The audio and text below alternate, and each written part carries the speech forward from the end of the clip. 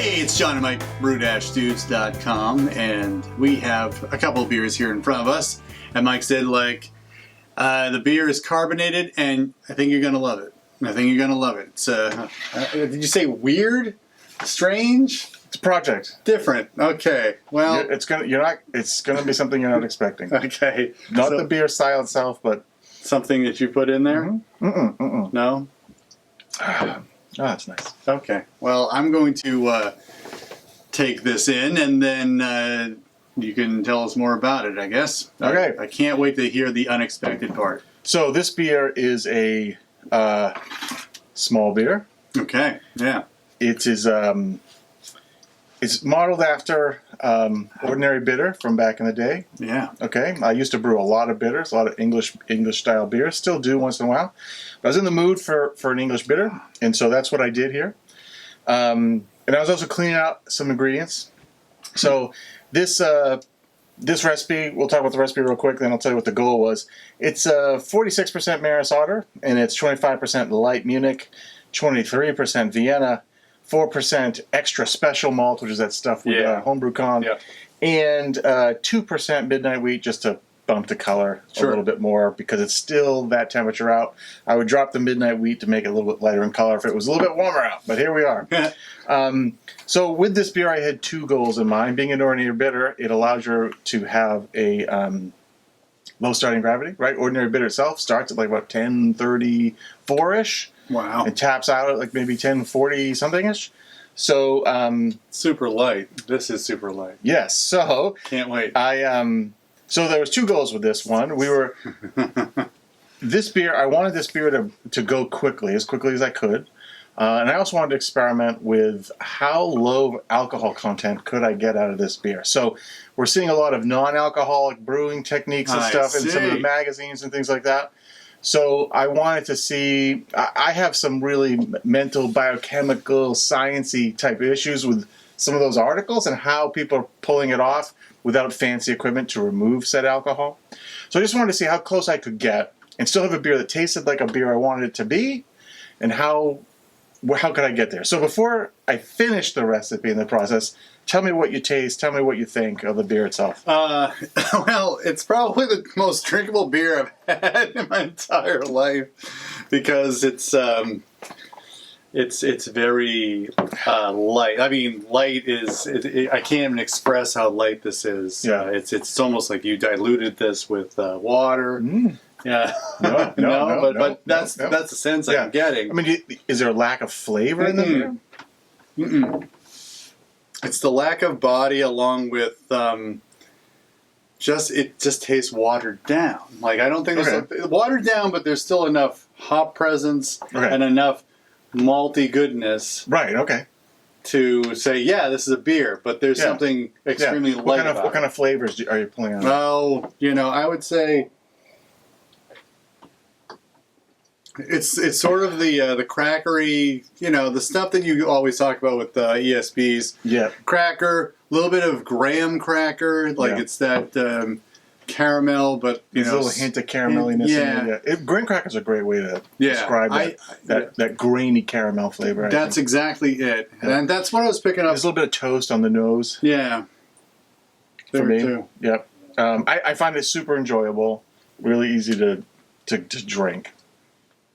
You didn't talk about hops. No, not yet. But this is classic EKG. So this is an ounce of EKG for the whole boil. Actually, I went in as a first wort hop just because I was trying to be convenient. Yeah. So I just put it in before it started to boil. Well, and you didn't talk about yeast strain yet either. No. Yeah. No. Oh. So I wanted to go. So I didn't talk about. So there's no Kvike in here because that's baloney. I want to make an English bitter. I want it to taste like English bitter, right? So, if you want to really get low alcohol, there's a couple ways to go, right? I mean, let's put aside the NA part of the, but this is just making an ordinary bitter.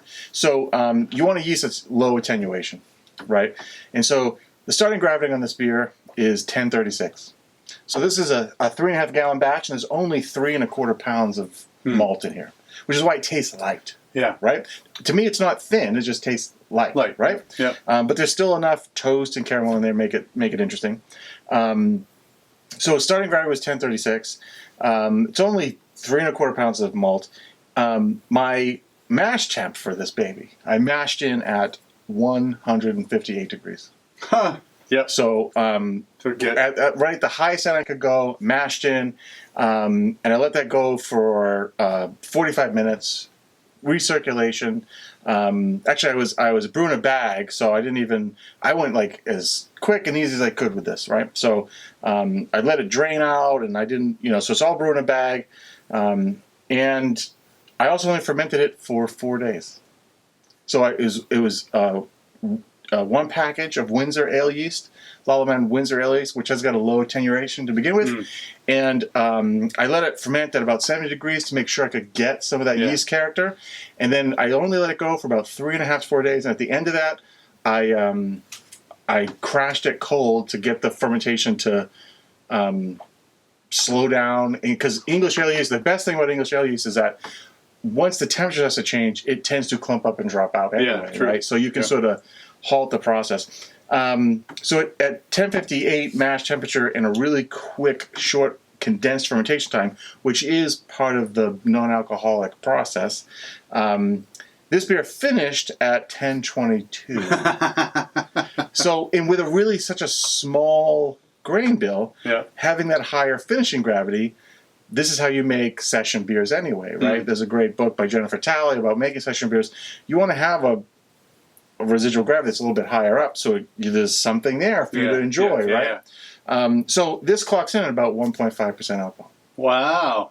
Yeah, so still not in that NA category, which would be like 0.5 or less. Yeah. But it's close. I mean, it's close to that. Yeah. And I think you could drink a liter of this and not really care that it was... This tastes good. Yeah. I think it, so it's really sort of like a blend between playing a little bit with some of those homebrew level non-alcoholic practices, but then pulling in quality practices around making an ordinary bitter, making a session beer, and bringing the two together. And, rather than be at 3.5% alcohol for a normal bitter and 0.5% for a non-alcoholic beer, I'm somewhere at about on the left side of that line at about 1.5% ABV. So when I first tasted it, I was like really surprised that how crisp it was, and that there isn't a lot of like residual, like a incomplete mash or whatever. There's none of that. It's just very.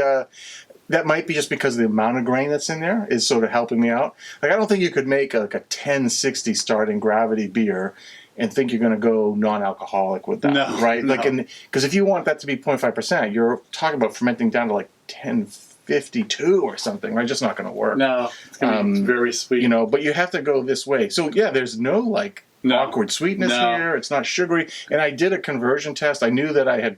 It converted pretty well. So that's good. I used a little iodine and just to see, and I didn't get conversions. I mean, didn't have a bunch of starch in there. Yeah. When I chilled it, it looked a little weird. There's a little bit of clumpiness in there, but that stuff has settled out, and it's nice. And for as long as it's been around, it's actually relatively clear. It's actually cloudier than it needs to be because I ended up sucking some yeast over in the keg when I tried to quick carb it. So I was going to say, there's no sense of incomplete fermentation, and I wonder if that's because of what you said about the English yeast strains being very flocculent. When you chill that down, they just settle out, and you don't get left with that. Sometimes tasting beers, in my experience, when they're not fully fermented, you get a lot of yeast, an unpleasant yeast character that shouldn't be there. Yeah. And it's not in. The thing you have to do is you have to get it off of that yeast relatively quickly too, right? Because that yeast still wants to do something. Yeah. And, the other thing too, trying to ferment that quickly, you worry about maybe having a little bit of diacetyl or whatever. So you got to pick your strain carefully. But I was fermenting warmer, so most beers will ferment in 3 days, right? Mm-hmm. You're probably 80-90% of the way there in 3 days with almost any ale strain, especially as long as you're fermenting at 68 degrees or more. That's the beauty of pressure fermentation, stuff like that. Yeah. But some yeast strains will need more time to clean up, things like diacetyl and green apple. But this strain doesn't have those issues, and it's reported to be low diacetyl, and you don't have those issues here, so it's pretty clean. It's relatively clean. There's just a little bit of nice sweet ester. It's got an English character to it. Quite, yeah. It's a very English beer. It's just super light. And that's, like I said, it has the feeling of you added water at the end of the process, like to just dilute it. Yeah. But, I mean, the beer is almost 50% flavor malt. Yeah, that too. Right? I mean, the Maris Otter is only 46, which is a pound and a half for a 3-gallon batch, 46%. Then it's 25 and 23% of the next 2 malts. I mean, that's right there. So, so that's crazy. I mean, that's another way to do it too. Is all those specialty malts are giving you the color, giving you the flavor, and not giving you a lot of fermentable sugar. Crazy. So it's awesome. Yeah, it's a great result to a great experiment. So yeah, very good. Yeah, I could definitely have like a lot of those. I know, too bad I only made a 3-gallon batch. Just gonna have to make 3 more 3-gallon batches. Yeah. Well, what a tremendous, unexpected beer this has been. That is great. That's something that certainly. Would you experiment with a different style, like maybe something lighter in color or light? Yeah, actually, this afternoon I was thinking of this. I would love to go like all Pilsner, or not all Pilsner, but like get something in that pale yellow category. And I think what I would do is then bring in probably a heavier hand of, say, some Carapils or like Crystal 10, Crystal 15. Yeah. Again, light Munich. At that point, light Munich might work well. Playing with a little bit of aromatic or melanoid and trying to get, maybe 1035, 1040. Just see what if you get nice, crisp yellow beer. Yeah, that would be like 1.5%, 2% or less alcohol. I'm not really too super interested in making 0.5% beer. Aside from just the challenge of it, I think if you feel like you really want to drink you need non-alcoholic beer in your life, then maybe you should make some other choices. And that's perfectly fine, legit.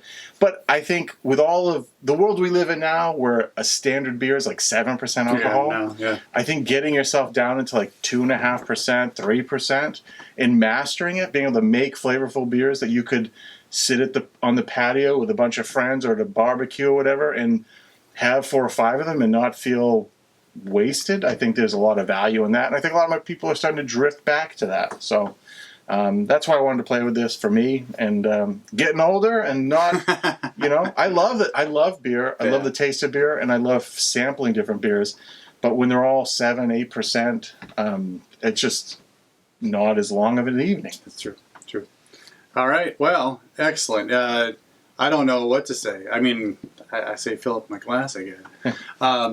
Hopefully you've gotten a lot of information out of this video. It's certainly an interesting technique, and one that if you're looking to try to go with a low alcohol beer, this would be the process I'd follow, even though I do want to ferment it and then just heat it up.